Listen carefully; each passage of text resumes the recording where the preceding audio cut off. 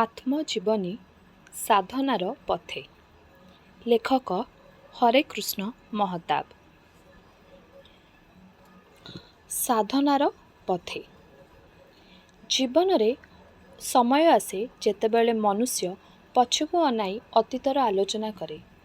ନିଜର ମନ ପରିଷ୍କାର କରିବା ପାଇଁ ଓ ଅତୀତକୁ ଚାହିଁ ବର୍ତ୍ତମାନ ଓ ଭବିଷ୍ୟତର ପଥ ନିର୍ଣ୍ଣୟ କରିବା ପାଇଁ ଜୀବନର ଆରମ୍ଭରୁ ଆଜି ସୁଦ୍ଧା ଯେତିକି ମନେ ଅଛି ତାହା ସବୁ ଆଲୋଚନା କରି ଦେଖିବାକୁ ମନ ହୁଏ। କି ଘାତ ପ୍ରତିଘାତ ଭିତରେ ଗତି କରି ଆସି ଏଠି ପହଞ୍ଚିଛି ତାହା ଅନ୍ତତଃ ମୋ ପକ୍ଷରେ ଜାଣିବା ଉଚିତ। ମୋର ଜୀବନରେ ଯେ କିଛି ବିଶେଷତ୍ୱ ଅଛି ତାହା ନୁହେଁ। ପ୍ରତ୍ୟେକ ଜୀବନ ଏକ ବିରାଟ ଉପନ୍ୟାସ। କେତେ ଛୋଟ ବଡ଼ ଘଟଣାର ଘାତ ପ୍ରତିଘାତରେ ପ୍ରତ୍ୟେକ ଜୀବନ ଏ ସଂସାରର ଭିଡ଼ ଭିତରେ ଯେ ଠେଲି ଫେଲି ଚାଲିଛି ଭାବିଲେ ବିସ୍ମିତ ହେବାକୁ ହୁଏ। ମୋ ପରି ସମସ୍ତେ ଗତି କରି ଆସୁଛନ୍ତି। ଅଜ୍ଞାତରୁ ବାହାରି ପୁଣି ସେ ଅଜ୍ଞାତରେ ଲୋପ ପାଇ ଯାଉଛନ୍ତି। ଏ ମଝି ଅବସ୍ଥା ଟିକକ କାହାର କିପରି ଜାଣିଲେ ଅଗ୍ରଗତିରେ ପରସ୍ପରକୁ ସାହାଯ୍ୟ କରାଯାଇ ହୁଏ। ତେଣୁ ଏ ଆଲୋଚନା ନିଜ ମନର ପ୍ରକାଶ୍ୟ ଚିନ୍ତା ମାତ୍ର। ପ୍ରତ୍ୟେକ ଜୀବନ ବାସ୍ତବିକ ତା ପକ୍ଷରେ ଏକ ବିରାଟ ସାଧନା।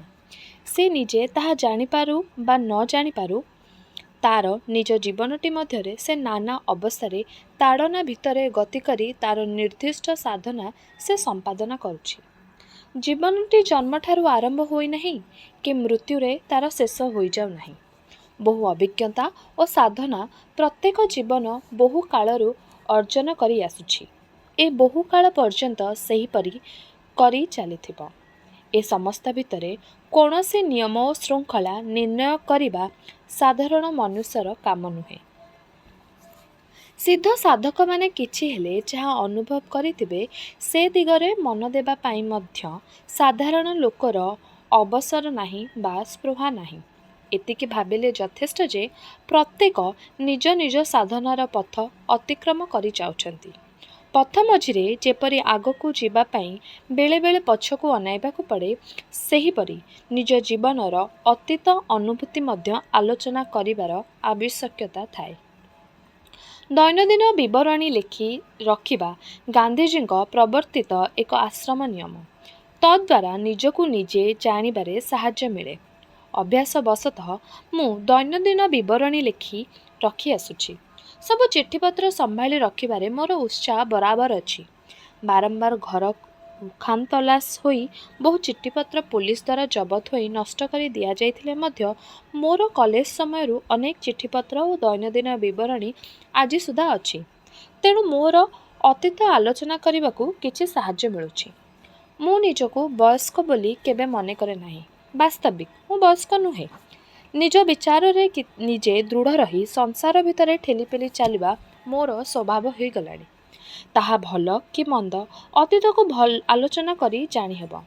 ସାର୍ଥକତା ଓ ବ୍ୟର୍ଥତା ପରସ୍ପର ସଙ୍ଗତରେ ନିଜ ଲକ୍ଷ୍ୟ ଠିକ୍ ରଖି ଗତି କରିପାରୁଛି କି ନାହିଁ ତାହା ମଧ୍ୟ ଜୀବନରେ ଜାଣିବା ଉଚିତ। ଏହିସବୁ ବିଚାରରୁ ମୋର ଜୀବନ କାହାଣୀ ଲେଖା।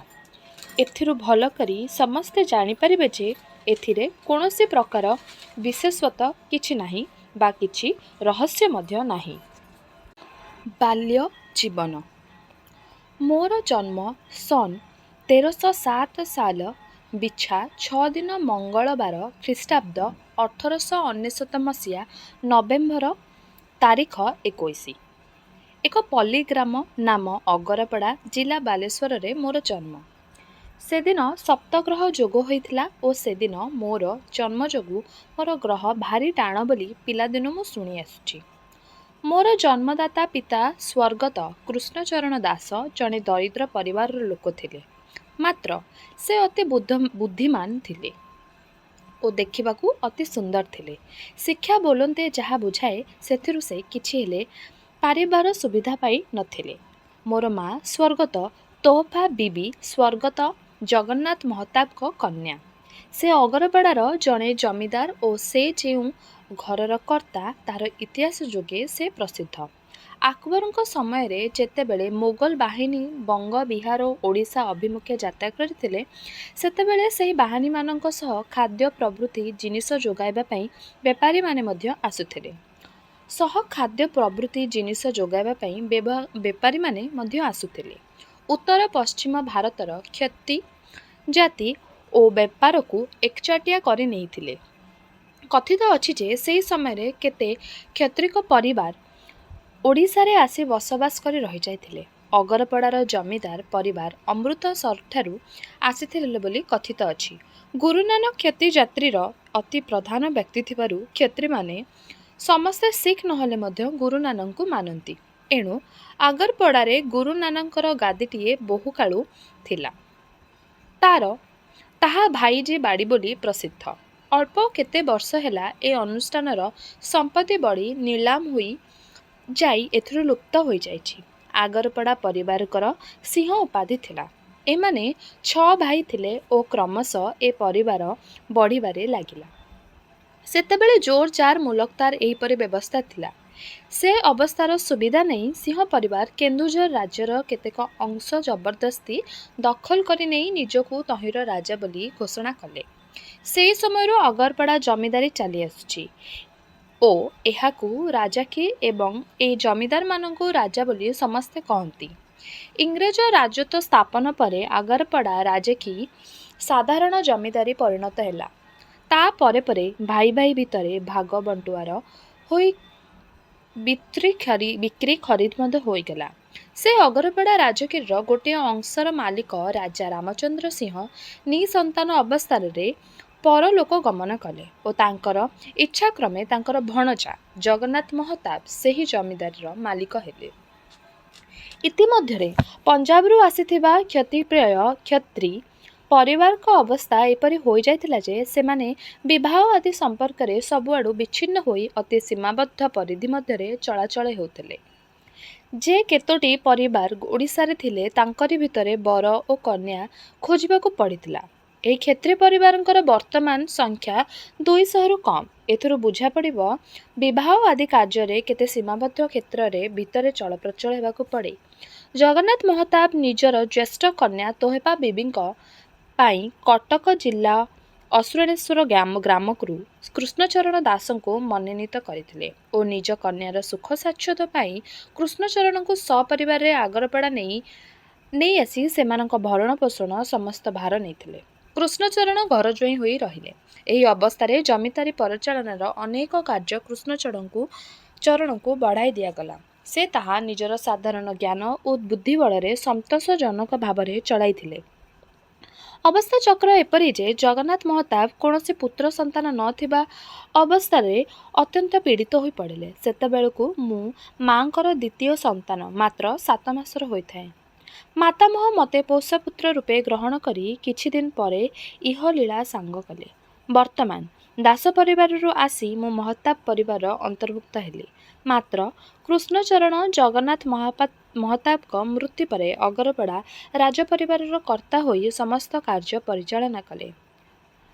ଆଙ୍ଗନ ଅନୁସାରେ ମୁଁ ଜମିଦାରର ମାଲିକ ହେଲି। ମୁଁ ନାବାଳିକ ଥିବା ହେତୁ ମୋର ପାଳିତା ମାତା ଧନୀ ବିବି ମୋର ମହାଫିଜ ଓ ଶ୍ରୀ କୃଷ୍ଣଚରଣ କ୍ଷମତାପ୍ରାପ୍ତ ମେନେଜର ହେଲେ। ମାତ୍ର କାର୍ଯ୍ୟତଃ କୃଷ୍ଣଚରଣ ଗୃହକର୍ତ୍ତା ହିସାବରୁ ସବୁ ଚଳାଉଥିଲେ। ନିଜେ କିଛି ଆଧୁନିକ ଶିକ୍ଷା ପାଇ ନ ଥିଲେ ମଧ୍ୟ ସେ ଆଗରପଡ଼ାରେ ଶିକ୍ଷା ବିସ୍ତାର ଓ ଆଧୁନିକ ଭାବପ୍ରଚାର କାର୍ଯ୍ୟ ପ୍ରଥମେ ଆରମ୍ଭ କରିଥିଲେ। ପ୍ରଥମେ ଆମ ଗାଁରେ ଗୋଟିଏ ପୁରୁଣା ଧରଣର ପାଠଶାଳା ଥିଲା। ସେଥିରେ ଅବଦାନ ଥିଲେ ସନ୍ଦେଇ ଦାସ, ଅତି ବୁଢ଼ା। ମୁଁ ମଧ୍ୟ ତାଙ୍କ ଚାଟଶାଳୀରେ ବସିଛି। ସଦେଇ ଦାସଙ୍କ ବୟସ 90ରୁ ବେଶୀ ଥିଲା। ଗାଁର ସମସ୍ତେ ତାଙ୍କ ପାଖରେ ପାଠ ପଢ଼ିଛନ୍ତି। ଏଣୁ ତାଙ୍କୁ ସମସ୍ତେ ମାନୁଥିଲେ। ପଣିକିଆ ପର୍ଯ୍ୟନ୍ତ ସେ ପଢ଼ାଉଥିଲେ। କବିତା ରଚନା କରୁଥିଲେ ବୋଲି ଶୁଣିଛି। ତାଙ୍କ ପରେ ସେ ଚାଟଶାଳୀ ଅବଦାନ ହେଲେ ଜଗବନ୍ଧୁ ମହାନ୍ତି। ଏହାଙ୍କଠୁ ମୁଁ ମଧ୍ୟ ପଢ଼ିଛି। ଗାଁରେ ଯେତେବେଳେ ନିମ୍ନ ପ୍ରାଥମିକ ବିଦ୍ୟାଳୟ ସ୍ଥାପିତ ହୁଏ ସେତେବେଳେ ସେଥିରେ ଦ୍ୱିତୀୟ ଶିକ୍ଷକ ହୋଇ ରହିଥିଲେ। ଶ୍ରୀ ବିଷ୍ଣୁଚରଣ ପାଣିଗ୍ରାହୀ ପ୍ରଥମ ଶିକ୍ଷକ ରୂପେ ଥିଲେ। ନିମ୍ନ ପ୍ରାଥମିକ ବିଦ୍ୟାଳୟଠାରୁ ଆରମ୍ଭ କରି ମଧ୍ୟ ଇଂରାଜୀ ବିଦ୍ୟାଳୟଟିଏ କୃଷ୍ଣଚରଣଙ୍କ ଉଦ୍ୟମରେ ଗ୍ରାମରେ ସ୍ଥାପିତ ହେଲା। ମନେ ଅଛି ଯେତେବେଳେ ଉଚ୍ଚ ପ୍ରାଥମିକ ବିଦ୍ୟାଳୟକୁ ମଧ୍ୟ ଭର୍ଣ୍ଣାକୁଲାର କରିବା ପାଇଁ ସେ ଉଦ୍ୟମ କରିଥିଲେ, ସେତେବେଳେ ସେ ତତ୍କାଳୀନ ଜିଲ୍ଲା ବୋର୍ଡର ଭାଇସ୍ ଚେୟାରମ୍ୟାନ୍ ସାମନ୍ତ ରାଧାଚରଣ ଦାସଙ୍କୁ ଆମ ଗାଁକୁ ଅଣାଇ ଅଭ୍ୟର୍ଥନା ବିପୁଳ ଆୟୋଜନ କରିଥିଲେ। ତାପରେ ସ୍କୁଲ ମଧ୍ୟ ଭର୍ଣ୍ଣାକୁଲାର ହୋଇଥିଲା। ତାଙ୍କର ଉଦ୍ଯୋଗରେ ଗ୍ରାମରେ ଡାକଘର ଖୋଲା ହେଲା। ପ୍ରଥମେ ଡାକଘର ଖୋଲା ହେଲା ବେଳେ ସେ ହାତରୁ ପୋଷ୍ଟକାର୍ଡ଼ ଲଫାଫା କିଣି ଗାଁ ସାରା ବଣ୍ଟାଇ ଚିଠି ଲେଖାଇ ପ୍ରମାଣ କରିଥିଲେ ଯେ ସେଠି ଡାକଘର ହେଲେ ବ୍ୟବସାୟ ହିସାବରେ କ୍ଷତି ହେବ ନାହିଁ। ତା ଛଡ଼ା ଡାକ ବିଭାଗର କର୍ତ୍ତାମାନଙ୍କୁ ମଧ୍ୟ ବିହତ ଅଭ୍ୟର୍ଥନା କରାହୋଇଥିଲା। ଗାଁର ଉନ୍ନତି ପାଇଁ ସେତେବେଳେ ଯେ ଉଦ୍ୟମ ଦରକାର ପଡ଼ୁଥିଲା, ତାହା ବର୍ତ୍ତମାନ ଭାବିଲେ ବିସ୍ମିତ ହେବାକୁ ପଡ଼େ। ସେ ସରକାରୀ ହାକିମ ହୁକୁମାମାନଙ୍କ ମଧ୍ୟ ସାଙ୍ଗରେ ଖୁବ୍ ମିଶି ପାରୁଥିଲେ ଓ ସେମାନଙ୍କ ଉପରେ ପ୍ରଭାବ ବିସ୍ତାର କରିପାରୁଥିଲେ। ସେ ସମୟର କଲେକ୍ଟର ଇଷ୍ଟର୍ନ ସାହେବ ତାଙ୍କୁ ଅନରାରୀ ମାଜିଷ୍ଟ୍ରେଟ କରିବା ପାଇଁ ପ୍ରସ୍ତାବ ଦେଇଥିଲେ। ମାତ୍ର କୃଷ୍ଣଚରଣ ନିଜର ସୀମା ଏତେ ଭଲ କରି ବୁଝିପାରୁଥିଲେ ଯେ ସେ ତାର ନମ୍ରତାର ସହିତ ପ୍ରତ୍ୟାଖ୍ୟାନ କରିଥିଲେ। ମୋର ସହୋଦର ବଡ଼ ଭାଇ ଶ୍ରୀ ନରସିଂହ ଚରଣ ଓ ମୁଁ ଗ୍ରାମର ସ୍ଥାପିତ ବିଦ୍ୟାଳୟରେ ପଢ଼ା ଆରମ୍ଭ କରିଥିଲୁ। ଆମ ପଢ଼ିଲା ବେଳେ ଗାଁ ସ୍କୁଲରେ ଇଂରାଜୀ ପଢ଼ିବାର ବନ୍ଦୋବସ୍ତ ନ ଥିବାରୁ ଆମ ପାଇଁ ସ୍ୱତନ୍ତ୍ର ଶିକ୍ଷକ ରଖାଯାଇ ଘରୋଇ ଭାବରେ ଇଂରାଜୀ ପଢ଼ିବାକୁ ବ୍ୟବସ୍ଥା କରାହୋଇଥିଲା। ଶ୍ରୀ କୃପାସିନ୍ଧୁ ମହାନ୍ତି ଆମର ଇଂରାଜୀ ଶିକ୍ଷକ ଥିଲେ। ମୁଁ ଭଗବାନ ଚରଣ ମହାପାତ୍ର ଆମ ଗାଁ ସ୍କୁଲର ହେଡ୍ ପଣ୍ଡିତ ଥିଲେ। ଦୁହେଁ ଯାକ ଅତି ଉତ୍ସାହୀ ଓ ଆଦର୍ଶବାଦୀ ଥିଲେ। ବଡ଼ ମଣିଷ ହେଲେ କି ଗୁଣ ସବୁ ଦରକାର, ବଡ଼ ମଣିଷଙ୍କ କାର୍ଯ୍ୟକଳାପ ଏମାନେ ଗପ କରି ଆମକୁ ଶୁଣାଉଥିଲେ। ଜଣେ ସାଧାରଣ ଲୋକ ନ ହୋଇ କିଛି ଅଧିକ କରିବାର ସ୍ପୃହା ଏମାନଙ୍କ ମନରେ ଜାଗ୍ରତ କରାଇଥିଲେ। ଏହି ଗାଁ ସ୍କୁଲରେ ପଢ଼ୁଥିବା ବେଳେ ରାମାୟଣ କଥାକୁ ପଦ୍ୟାକାରରେ ମୁଁ ରଚନା କରିଥିଲି। ଆମ ଘରେ ଠାକୁର ସେବା ଓ ପର୍ବ ଏତେ ବେଶୀ ପ୍ରାୟ ପ୍ରତି ମାସରେ କିଛି ନା କିଛି ଲାଗିଥାଏ। ପ୍ରତ୍ୟେକ ପର୍ବରେ ଯାତ୍ରା ଓ ପାଲା ହୁଏ। ପାଲାବାଲାମାନେ ମନରୁ ସଙ୍ଗୀତ ରଚନା କରି ବୁଲି ଯାଉଥିବା ଦେଖି ମୁଁ ଭାବିଲି, ମୁଁ କାହିଁକି ରଚନା ନ କରିପାରିବି। କେବଳ ପଦ ମିଳିବା ଛଡ଼ା ସେ ରଚନାରେ ଅନ୍ୟ କିଛି ନଥିଲା। ଗାଁ ସ୍କୁଲରେ ପାଠ ଶେଷ କରି ଭଦ୍ରକ ହାଇସ୍କୁଲରେ ପାଠ ପଢ଼ିବାକୁ ଗଲୁ। ସେ ଅଞ୍ଚଳରେ ଖୁବ୍ କମ୍, ପ୍ରାୟ କେହି ନୁହେଁ କହିଲେ ଚଳେ, ଇଂରାଜୀ ଶିକ୍ଷା ପାଇଁ ମନ ବଳାଇଥିଲେ। ଆମର ଭଦ୍ରକରେ ରହି ପାଠ ପଢ଼ିବା ପାଇଁ ଓ ଆମର ଜୀବନ ଗଠନ କରିବା ପାଇଁ ବାବା ଯେଉଁ ବନ୍ଦୋବସ୍ତ କରିଥିଲେ, ତାହା ସେତେବେଳେ ବଡ଼ ଅପ୍ରୀତିକର ବୋଧ ହେଉଥିଲା। ମାତ୍ର ବର୍ତ୍ତମାନ ତାହା ଅତି ଉତ୍କୃଷ୍ଟ ବୋଲି ପ୍ରମାଣିତ ହେଉଛି। ସାଙ୍ଗ ସୁଖରେ ରହିବା ପାଇଁ ଆମ ଗାଁରୁ ଆହୁରି 2 ଜଣ ଛାତ୍ରଙ୍କୁ ପୂର୍ଣ୍ଣ ସାହାଯ୍ୟ ଦେଇ ଆମ ସାଙ୍ଗରେ ରଖାଇବା ବାବା ପାଠ ପଢ଼ାଇଥିଲେ। ଆମର ମୁରବୀ ସ୍ୱରୂପ ଆମ ଗ୍ରାମ ବିଦ୍ୟାଳୟର ଶିକ୍ଷକ ଶ୍ରୀ ବିଷ୍ଣୁଚରଣ ପାଣିଗ୍ରାହୀଙ୍କୁ ନିଯୁକ୍ତ କରିଥିଲେ। ବନ୍ଦୋବସ୍ତ ଏପରି ହୋଇଥିଲା ଯେ ଆମ ହାତକୁ ଗୋଟିଏ ସୁଦ୍ଧା ପଇସା ଆସେ ନାହିଁ। ବାବାଙ୍କ ଦ୍ୱାରା ନିର୍ଦ୍ଧାରିତ ହିସାବ ଅନୁସାରେ ଖର୍ଚ୍ଚ କରି ମୁରବୀ ଆମକୁ ଚଳନ୍ତି। ବାବା ଓ ମୁରବୀ ଏତେ କଡ଼ାକରି ହିସାବ ନିର୍ଦ୍ଧାରଣ କରିଥିଲେ ଯେ ଟିକିଏ ହେଲେ ଫୁର୍ତ୍ତି କରିବାର ଅବକାଶ ଆମର ନଥିଲା। ସ୍କୁଲ ଓ ବସା ଏହା ବ୍ୟତୀତ ଅନ୍ୟ କୁଆଡ଼େ ମୁରବୀଙ୍କ ସାଙ୍ଗ ଛଡ଼ା ଆମେ ଯାଇପାରୁନଥିଲୁ। ବାବାଙ୍କ ନିର୍ଦ୍ଦେଶ ମତେ ଆମର ଚଳିବା ଗରିବ ଧରଣର ଥିଲା। ଏ ସମୟରେ ଆମେ ଯେପରି ଚଳୁଥିଲୁ, ବର୍ତ୍ତମାନ ଛାତ୍ରାବାସରେ ଅଧିକାଂଶ ତାଠାରୁ ଭଲ ଭାବରେ ଚଳିବାର ଦେଖେ। ଲୁଗା 4 ଖଣ୍ଡ ଓ 2 ଖଣ୍ଡ ଛଡ଼ା ବେଶୀ ନଥିଲା। ଭାତ ଡାଲି ତରକାରୀ ଛଡ଼ା ଆଉ କିଛି ମିଳୁନଥିଲା। ଆଉ କିଛି ଏଣେତେଣେ ଖର୍ଚ୍ଚ କରିବାର ସୁବିଧା ମଧ୍ୟ ନଥିଲା, କାରଣ ଆମକୁ କଦାପି ପଇସା ଦିଆଯାଉ ନଥିଲା। ଏ ବନ୍ଦୋବସ୍ତ ସେତେବେଳେ ଅତି ଅଡ଼ୁଆ ଓ ବିରକ୍ତିଜନକ ବୋଧ ହେଉଥିଲା। ଆମ ସାଙ୍ଗରେ ପଢ଼ୁଥିବା ଅନେକ ଛାତ୍ର ଆମ ଆଖି ଆଗରେ କେଡ଼େ ଫୁର୍ତ୍ତିରେ ଚଳୁଥାନ୍ତି, ତାଙ୍କୁ ଦେଖି ମୋର ରାଗ ହେଉଥାଏ। ଥରେ ଆମ ବିରକ୍ତିର ସୀମା ଏତେ ଦୂରକୁ ଗଲା ଯେ ଆମେ ବିଚାର ସାର ହୋଇ ଆମ ମୁରବୀ ରଖିଥିବା ହିସାବ ଖାତାକୁ ଆମେ ଗୋପନରେ ନଷ୍ଟ କରିଦେଲୁ। ବାପାଙ୍କଠାରେ ଜଣାଇଥିଲୁ ଯେ ମୁରବୀ ପଇସା ଆତ୍ମସାତ କରୁଛନ୍ତି। ତେଣେ ଘରେ ଜନ୍ମଦାତ୍ରୀ ମା ଓ ପାଳିତା ମାଙ୍କୁ ଜଣାଇଥିଲୁ ଯେ ଭଦ୍ରକରେ ନ ଖାଇ ନ ପିଇ ଆମେ ଦିନେ ମରିଯିବୁ। ସେମାନେ ଆମ ନିବେଦନରେ ଏତେ ହସ୍ତ ହୋଇଥିଲେ ଯେ ସେମାନେ ଆମ ହାତରେ ଖର୍ଚ୍ଚ ପାଇଁ କିଛି ଟଙ୍କା ଦେବା ପାଇଁ ଜିଦ୍ କଲେ। ମାତ୍ର ବାପା ଏସବୁ କଥା ବୁଝିପାରି ଏପରି ଚତୁରତା ସହିତ ଘର ଭିତରେ ଆପତ୍ତିକୁ ତୁଳାଇ ନେଲେ ଯେ ଆମର ସପ୍ତମ ଶ୍ରମ ବ୍ୟର୍ଥ ହୋଇଗଲା। ବାପା ସମସ୍ତଙ୍କୁ ବୁଝାଇ ଦେଲେ ଯେ ସହର ବଜାର ଜାଗାରେ ପିଲାଙ୍କ ହାତରେ ପଇସା ଦେଲେ ପିଲା ଖରାପ ହୋଇଯିବେ ଓ ଶେଷରେ ମଦ ଖାଇ ବେଶ୍ୟା ଘର ଯାଇ ଜମିଦାରରେ ଉଡ଼ାଇବେ। ନିରସ୍ତ ହୋଇ ମନ କଥା ମନରେ ମାରି ଆମେ ସେହିପରି 5 ବର୍ଷ କାଳ ଭଦ୍ରକରେ ପଡ଼ି ରହିଲୁ। ବାଲ୍ୟାବସ୍ଥାରେ ଓ ଯୌବନର ପ୍ରାରମ୍ଭରେ ଯେତେବେଳେ ସେ ଖୁବ୍ କଷାକଷି ଭିତରେ ଆମକୁ ଚଳିବାକୁ ପଡ଼ିଥିଲା ତାର ଭଲ ଫଳ ଆଜି ଭୋଗ କରୁଛି। ବିଳାସୀ ହେବା ପାଇଁ ସ୍ପୃହା ହିଁ ନଷ୍ଟ ହୋଇଗଲା। ବେଶୀ ଖର୍ଚ୍ଚ କରି ସମ୍ଭୋଗରେ ରହିବାର ଆକାଂକ୍ଷା କୁଆଡ଼େ ଉଭାଇଗଲା। ମାତ୍ର ସେପରି କଡ଼ାକଡ଼ି ଭିତରେ ଚଳିବା ଫଳରେ କେତେକ କୌଫଳ ମଧ୍ୟ ଘଟିଲା। ଅପରିଚିତ ଲୋକମାନଙ୍କ ସହିତ ସାହସରେ ମିଶିବା ଓ ସଂକୋଚରେ ସେମାନଙ୍କ ସହିତ କାରବାର କରିବା ଏହି ଅଭ୍ୟାସ ହୋଇପାରିଲା ନାହିଁ। ଏହି ଅସୁବିଧାକୁ ଅତିକ୍ରମ କରିବା ପାଇଁ ମୁଁ ଆଜି ସୁଦ୍ଧା ଚେଷ୍ଟା କରୁଛି, ମାତ୍ର ସେ ଦୋଷର ମୂଲ୍ୟ ପାଟନା ମୁଁ କରିପାରୁନାହିଁ। ସୁବିଧା ଅସୁବିଧା ସବୁ ବିଚାର କରି ମୁଁ ଦେଖିପାରୁଛି ଯେ ସୁବିଧା ହିଁ ବେଶୀ ହୋଇଛି ଏବଂ ସେ ସମୟର ବନ୍ଦୋବସ୍ତ ମୋ ନିଜ ଜୀବନରେ ବହୁ ଉପକାର କରିଛି। ବର୍ତ୍ତମାନ ମୁଁ ମୋ ନିଜ ଅନୁଭୂତିରୁ ସାହସ କରି କହିପାରେ ଯେ ଛାତ୍ର ଅବସ୍ଥାରେ ଓ ବିଶେଷତଃ କିଶୋର ବୟସରେ ପିତାମାତା ବା ମୁରବୀ ନିଜେ ବୁଝିସୁଝି ଖର୍ଚ୍ଚର ହିସାବ କରି ଶିକ୍ଷକ ଓ ମୁରବୀଙ୍କ ହାତରେ ପଇସା ଦେବା ଉଚିତ। ଛାତ୍ର ହାତରେ ତା ନିଜର ଖର୍ଚ୍ଚ ପାଇଁ ପଇସା ଦେବା ଉଚିତ ନୁହଁ। ଆଉ ମଧ୍ୟ ଛାତ୍ର ଯାହା କିଛି ଖର୍ଚ୍ଚ କରିବ ତାର ହିସାବକୁ ତାଙ୍କର ମୁରବୀ ଭଲ କରି ଯାଞ୍ଚ କରିବା ଉଚିତ। ଭଦ୍ରକ ସ୍କୁଲ ଛାତ୍ର ହିସାବରେ ମୁଁ ଭଲ ଛାତ୍ର ବୋଲି ପରିଚିତ ଥିଲି। ଇଂରେଜୀ, ଅଙ୍କ, ସଂସ୍କୃତ ପ୍ରଭୃତିରେ ମୋର ପ୍ରଥମ ଦ୍ୱିତୀୟ ହେଉଥିଲି। ଭଦ୍ରକ ସ୍କୁଲରେ ପଢ଼ା ଆରମ୍ଭ କରିବା ବେଳେ ମୋର ବୟସ 13 ବର୍ଷ ଥିଲା ଏବଂ ମାଟ୍ରିକୁଲେସନ୍ ପାସ୍ କଲାବେଳେ ମୋର ବୟସ 17 ବର୍ଷ ହୋଇଥିଲା। ଏହି କେତେ ବର୍ଷ ମଧ୍ୟରେ ମୁଁ ବର୍ତ୍ତମାନ ଦୂରରୁ ଦେଖିପାରୁଛି ମୋର ଜୀବନର ଗତି ଏକ ନିର୍ଦ୍ଦିଷ୍ଟ ମାର୍ଗ ଅବଲମ୍ବନ କରିଥିଲା। କୌଣସି ଚାକିରି ବାକିରି ନ କରି କିମ୍ବା ଘରେ ଜଣେ ଜମିଦାର ହୋଇ ନ ବସି ସାଧାରଣ ସେବକ କାର୍ଯ୍ୟ ଦିଗରେ ମନ ନିଶ୍ଚିତ ଭାବରେ ଢଳିଥିଲା।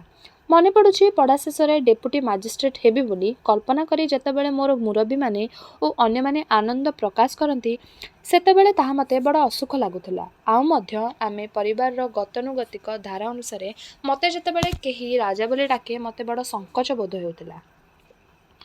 ଅନ୍ୟପକ୍ଷରେ ସାଧାରଣ ସେବା ଦିଗରେ ମନ କିପରି ଆକୃଷ୍ଟ ହେଉଥିଲା ତାର କେତୋଟି ଘଟଣା ଜ୍ୱଳନ୍ତ ଭାବରେ ମନେ ଅଛି।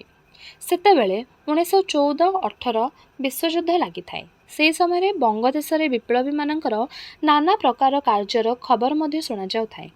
ବାଲେଶ୍ୱରରେ ଯତୀନ ମୁଖାର୍ଜୀ ଓ ତାଙ୍କର ଦଳ ବ୍ରିଟିଶ ସୈନ୍ୟମାନଙ୍କ ସହିତ ବୀରତ୍ୱର ସହିତ ଯୁଦ୍ଧ କରି ପ୍ରାଣ ଦେଲେ। ଏ ଖବର ଏପରି ଭାବରେ ଚାଞ୍ଚଲ୍ୟ ସୃଷ୍ଟି କରିଥିଲା ଯେ ସେତେବେଳେ ମୋର ମନ ବଳୁଥିଲା ମୁଁ ଯାଇ ସେ ପ୍ରକାରେ ଦଳରେ ଯୋଗ ଦିଅନ୍ତି କି। ଏହି ସମୟରେ CID ଅଫିସରମାନେ ସ୍କୁଲରେ ଛାତ୍ରମାନଙ୍କ କାର୍ଯ୍ୟକଳାପ ବିଷୟରେ ଅନୁସନ୍ଧାନ କରୁଥିଲେ। ଏହା ମଧ୍ୟ ଏକ ଚାଞ୍ଚଲ୍ୟକର ବିଷୟ ଥିଲା।